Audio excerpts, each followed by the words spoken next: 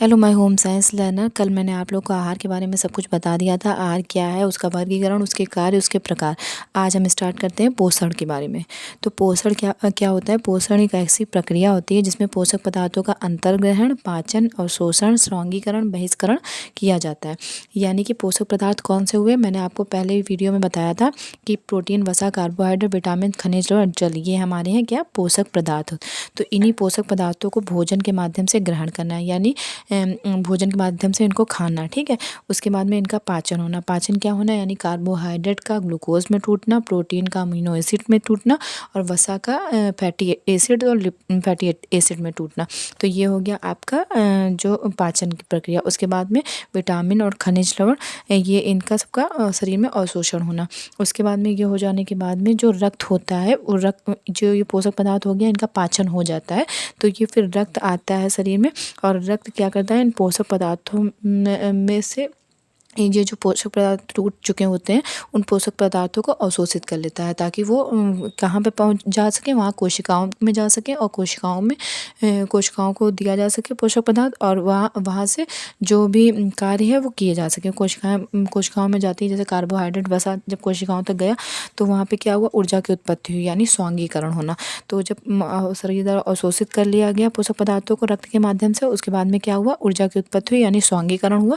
और उसके बाद जब स्वांगीकरण हो गया तो जो भी पोषक पदार्थों का पाचन हुआ था, उसके बाद में कुछ व्यर्थ पदार्थ भी बनते हैं। जैसे मैंने आपको प्रोटीन का बारे में बताया था कि जब प्रोटीन टूटता है तो नाइट्रोजन और कुछ व्यर्थ पदार्थ, जो यूरिया, यूरिक एसिड, ये सब शरीर से बाहर निष्कासित होना होता है। तो इस रूप में जो भी विषैली गैसें बनी, या फिर और भी जो व्यर्थ पदार्थ हैं, वो आपके शरीर से बाहर निष्कासित हो गए। तो क्या हुआ? ये हुई आपकी पोषण की प्रक्रिया, जिसमें पोषक पदार्थों को ग्रहण किया गया, उनका पाचन किया गया, उसके बाद में उनको शरीर में अवशोषित कर लिया गया। उसके बाद अवशोषित हुए तो वो शरीर में ऊर्जा की उत्पत्ति हुई, यानी उनका स्वांगीकरण हुआ। और जो उससे व्यर्थ पदार्थों की उत्पत्ति हुई, व्यर्थ गैसें जो उत्पत्ति हुई हैं, वो शरीर से बाहर निष्कासित हो गई। ठीक है, जैसे नाइट्रोजन आदि गैसें। उसके बाद में पोषण का देखते हैं इतिहास। पोषण का इतिहास क्या होता है? पहले देखते हैं प्रसिद्ध यूनानी दार्शनिक हिप्पोक्रेटस। ठीक है, इनका समय 460 से 370 ईसा पूर्व माना जाता है। इनका जन्म का समय 460 और मृत्यु का समय 370 माना जाता है। तो इन्हें क्या कहा गया था? इन्हें आधुनिक चिकित्सा विज्ञान का जनक कहा जाता है। इन्होंने क्या कार्य किया था? इन्होंने सोचा, मतलब इन्होंने ये सोचा कि भोजन जब हमारे शरीर में जाता है तो उसका क्या होता है। तो इस पर इन्होंने अध्ययन किया, इस पर इन्होंने वो किया, रिसर्च की।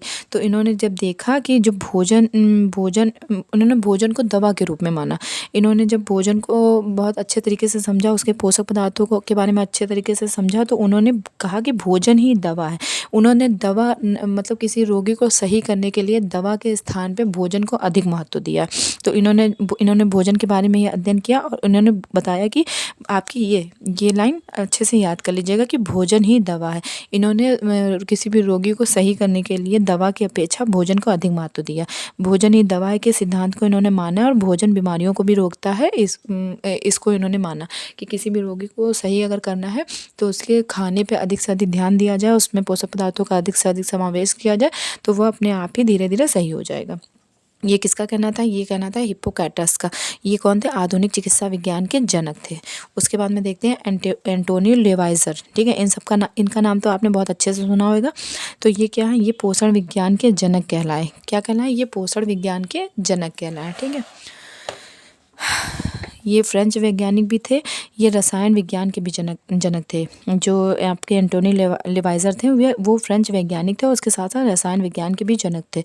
इन्होंने पोषण के क्षेत्र में उत्कृष्ट कार्य किए हैं। उन्होंने ये बताया, इन्होंने मुख्य रूप से ये बताया था कि जो हमारे जो पोषक पदार्थ होते हैं, जब हमारे शरीर में जाते हैं, तो कैसे वो जो है कार्बोहाइड्रेट्स जो है ग्लूकोज में टूटता है, यानी कि शरीर में जो ऊर्जा की उत्पत्ति होती है, उसके विषय में उन्होंने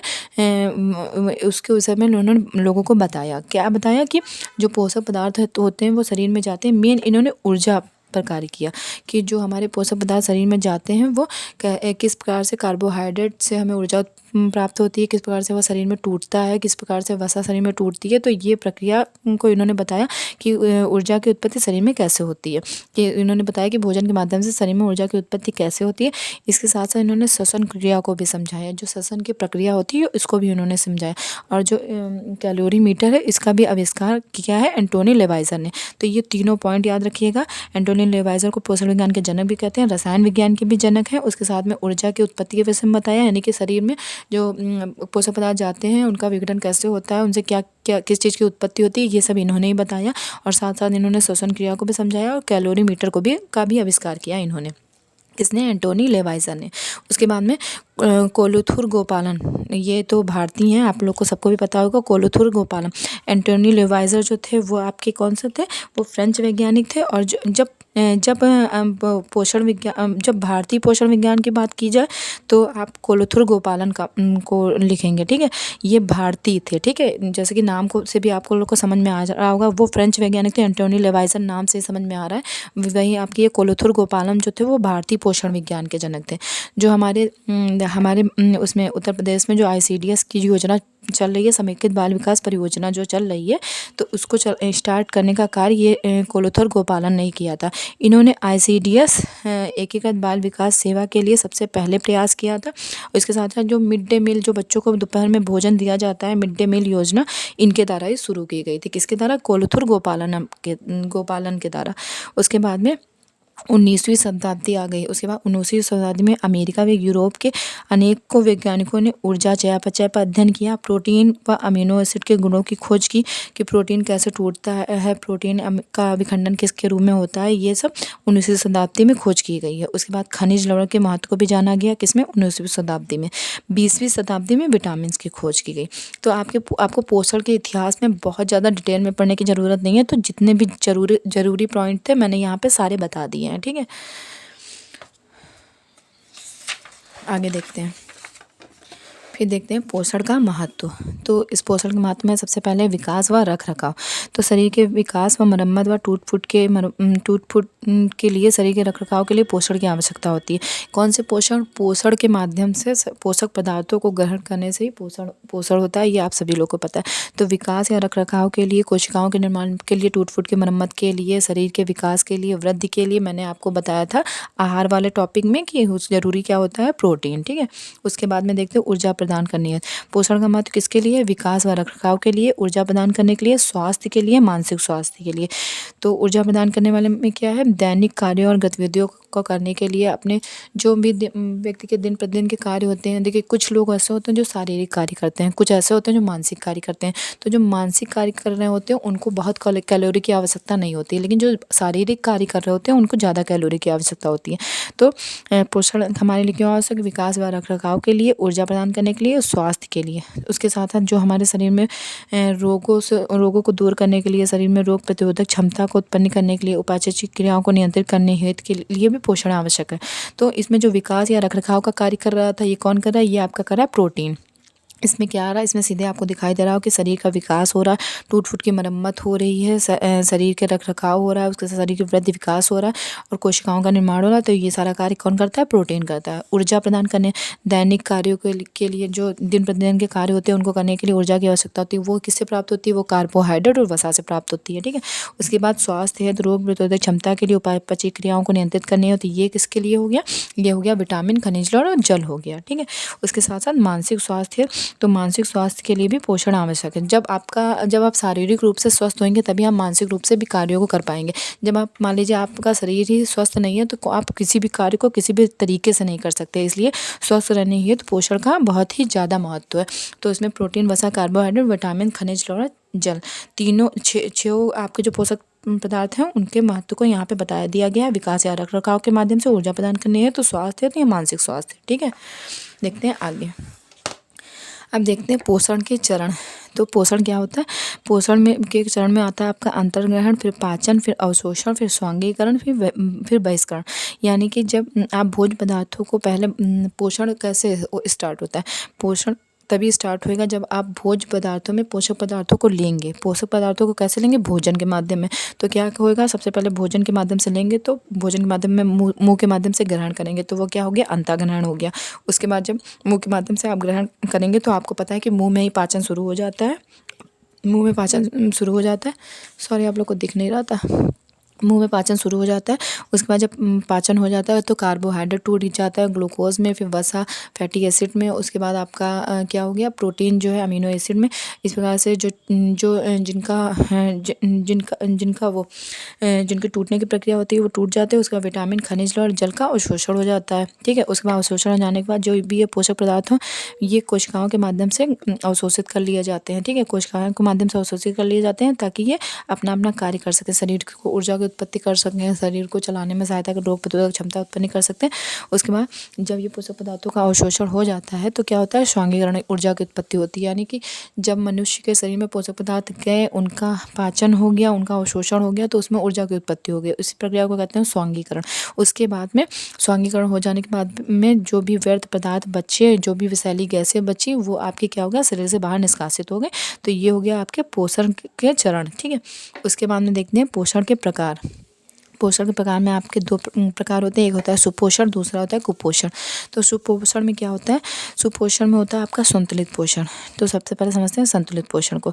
तो जब शरीर इसमें आयु, लिंग, कार्य, शरीर के अनुसार पोषण मिलता है तो उसे संतुलित पोषण कहते हैं। यानी कि व्यक्ति की आयु क्या है, व्यक्ति की लिंग, आयु के अनुसार, लिंग के अनुसार यानी स्त्री का पोषण, जो पोषण की रिक्वायरमेंट होती है वो अलग होती है और वहीं पुरुष की अलग होती है, एक बच्चे की अलग होती है। तो सभी को उनके शरीर के अनुसार, उनके आयु के अनुसार, उनके लिंग के अनुसार, कार्य के अनुसार, जो मैंने अभी आगे बताया था कि कुछ लोग शारीरिक कार्य करते हैं, कुछ लोग मानसिक कार्य करते हैं, तो कार्य के अनुसार और शरीर के अनुसार कुछ लोग मोटे होते हैं, कुछ लोग पतले होते हैं। तो इतने पॉइंटों को याद जरूर रखिएगा कि संतुलित पोषण के अंतर्गत जब शरीर के आयु के अनुसार, लिंग के अनुसार, कार्य के अनुसार, शरीर के अनुसार पोषण मिलता है तो उसे संतुलित पोषण कहते हैं। मतलब किसी भी तरीके का भोजन किसी को दे दो तो उसे संतुलित नहीं कहेंगे। व्यक्ति के आयु के अनुसार भी होना चाहिए, व्यक्ति के लिंग के अनुसार होना चाहिए, व्यक्ति के कार्य के अनुसार भी होना चाहिए, व्यक्ति के शरीर के अनुसार होना चाहिए। तब उसे जो पोषण मिलता है वो भोजन उसका क्या कहलाएगा, संतुलित पोषण कहलाएगा। ठीक है, दूसरा है पर्याप्तम पोषण। तो पर्याप्तम पोषण क्या होता है देखते हैं। जब शरीर को आयु, लिंग, कार्य, शरीर के अनुसार संतुलित पोषण से कुछ यहाँ पे जब कुछ लग जाए तो कुछ अधिक मात्रा में पोषण दे दिया जाए तो उसे पर्याप्तम पोषण कहते हैं। यानी उसमें क्या था, उसमें व्यक्ति की आयु के अनुसार, लिंग के अनुसार, कार्य के अनुसार या शरीर के अनुसार जो पर्याप्त मात्रा में पोषण मिलता है वो आपको उसका संतुलित पोषण कहलाता है।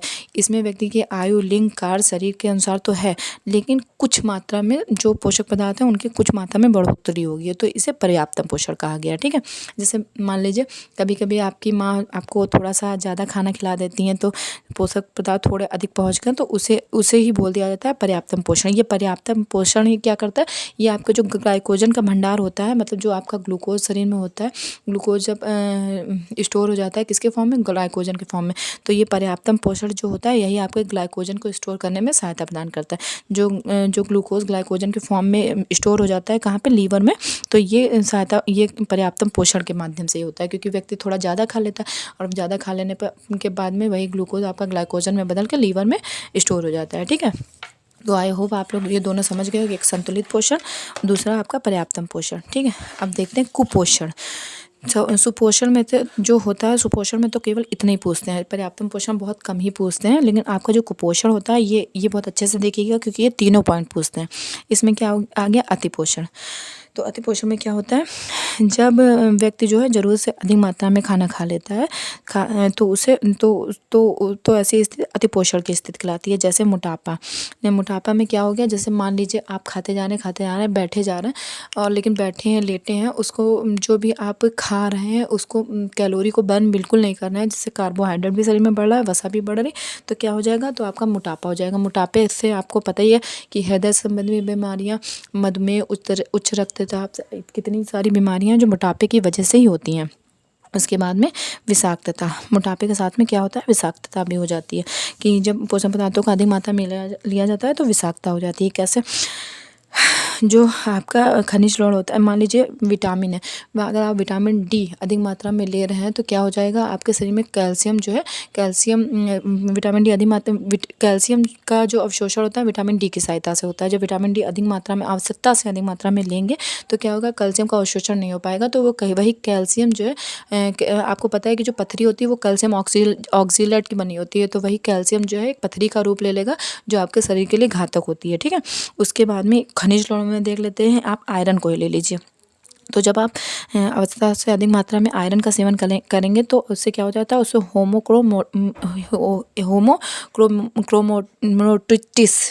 होमोक्रोमेटिस नामक बीमारी हो जाती है, जिसको आयरन का ओवरलोड भी बोलते हैं। सॉरी, मेरे थोड़ा गले में दिक्कत हो गई, जिसको आयरन का ओवरलोड भी कहते हैं। इसमें क्या होता है, इस बीमारी में जो होता है आपके, जिसको आयरन का ओवरलोड भी बोलते हैं, इसमें क्या होता है, आपका हृदय जो होता है, इसके साथ आपका जो लीवर होता है, आपका जो अग्नाशय होता है, ये तीनों प्रभावित होते हैं। होता क्या है कि इसमें आयरन जो है शरीर में आवश्यकता से मात्रा में बढ़ जाता है और यहाँ पे जमा होने लगता है, जिससे ये तीनों ही अंग जो है क्षतिग्रस्त होने लगते हैं। इसके साथ साथ जो आपकी ऊतक होते हैं और कोशिकाएं होती हैं, वो भी आयरन की अधिकता से प्रभावित होने लगती हैं। इससे शरीर में विषाक्तता बढ़ने लगती है। उसके बाद फ्लोरीन की अधिकता, फ्लोरोसिस, यहाँ पे फ्लोरोसिस होगा।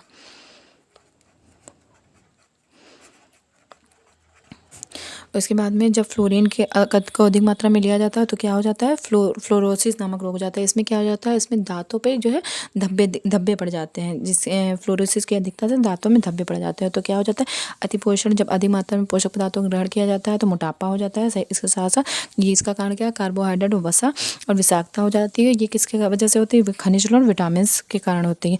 इसमें फ्लोरीन भी है, आयरन भी है, कैल्शियम भी है। किसी भी पोषक पदार्थ की मात्रा जब आवश्यकता से अधिक होगी तो कुछ ना कुछ उसके दुष्परिणाम देखने को मिलेंगे। ठीक है, आई होप अतिपोषण आप लोग को समझ में आया होगा। उसके बाद में देखते हैं अल्पपोषण।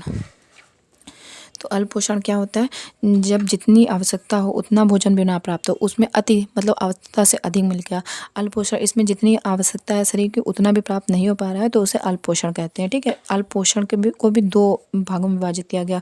इसके प्राथमिक लक्षण दिखाई देते हैं, द्वितीयक लक्षण भी दिखाई देते हैं। प्राथमिक लक्षण में क्या होता है, इसमें केवल रोग के लक्षण दिखाई देने लगते हैं। मतलब व्यक्ति, जैसे मान लीजिए आपको कोई बीमारी होती है तो आप एकदम से नहीं कि हाँ एकदम से बीमार हो, उसमें रोग के लक्षण दिखाई देने लगते हैं। जैसे आपके शरीर में खाना नहीं जा रहा तो आपकी आंखें गड्ढे में घुसने लगेंगी, आपके बालों का रंग अजीब होने लगेगा, चेहरे का रंग अजीब होने लगेगा, शरीर में खून की कमी होने लगेगी। तो ये सारे लक्षण पहले दिखाई देने लगते हैं। उसके बाद में द्वितीयक लक्षण में क्या हो जाता है कि जब शरीर में पोषक पदार्थों की कमी होती है तो क्या होता है, सबसे पहले जो पोषक पदार्थों की कमी होती है तो आपका प्रोटीन की कमी से क्वाशियरका, प्रोटीन और कैलोरी की कमी से मांस, ये रोग सबसे पहले दिखाई देते हैं। प्रोटीन और कैलोरी की कमी से, प्रोटीन की कमी से क्वाशियरका और इसकी इसकी प्रोटीन और कैलोरी की कमी से मेरास्मस नामक रोग हो जाते हैं। फिर विशिष्ट कुपोषण, ये कुपोषण का तीसरा प्रकार है। इसको विशिष्ट कुपोषण भी बोलते हैं, इसको असंतुलन भी कहते हैं। इसमें क्या होता है, इसमें शरीर में किसी एक पोषक तत्व की कमी हो जाती है, तो इसे विशिष्ट कुपोषण कहते हैं। इस एक पोषक तत्व मतलब क्या, मान लीजिए जैसे आपने प्रोटीन, वसा लिया, कार्बोहाइड्रेट लिया, ये कोई एक पोषक पदार्थ नहीं ले पाए, आयरन नहीं ले पाए, तो जिसकी वजह से अनीमिया हो गया। यानी इसमें असंतुलन की स्थिति पैदा हो जाती है। शरीर में एक पोषक पदार्थ की कमी रह जाती है, शरीर में एक पोषक पदार्थ नहीं पहुंच पाता है। ठीक है, तो आगे अब दूसरा टॉपिक स्टार्ट होने वाला है, तो इसलिए अब यहीं पे इसको एंड करते हैं। तो आप लोगों ने क्या देखा, आपने पोषण देखा, पोषण का इतिहास देखा, उसके बाद में पोषण का महत्व देखा, फिर पोषण के चरण देखे, फिर पोषण के प्रकार देखे। पोषण के प्रकार में सुपोषण देखा, पर्याप्त, इसमें संतुलित पोषण देखा, पर्याप्तम पोषण देखा, कुपोषण में अति पोषण देखा आपने, अल्प पोषण देखा और विशिष्ट कुपोषण देखा, जिसको असंतुलन भी कहा गया।